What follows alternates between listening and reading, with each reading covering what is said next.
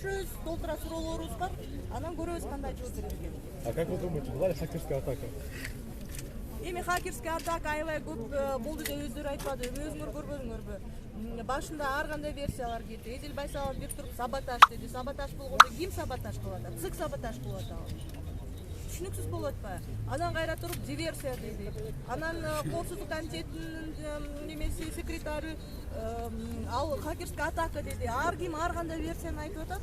Булар өздөрүнүн баягы бир немеси жок болуп атат да, версиясы жок болуп атат. Сиздин версияңыз кандай?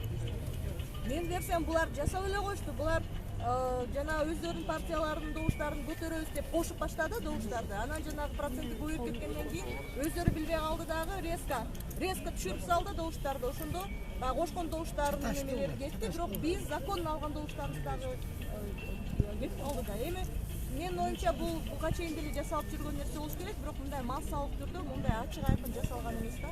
2017-жылы деле ошо менин байкоом боюнча анда деле шайлоо бузулган. Анда деле баягы Сооронбай Жээнбековго жеңиштүү ушундай кылып эле ыйгарып коюшкан да. Бул жолу дагы ошондой кылышту, бирок булар баягы өздөрү сабатсыз немелер эмне кылып аткандарын өздөрү деле билбей калды чынындачы. Ошондуктан ар кандай версиялар кетти да. Ар кандай версиялар ошондуктан кетти.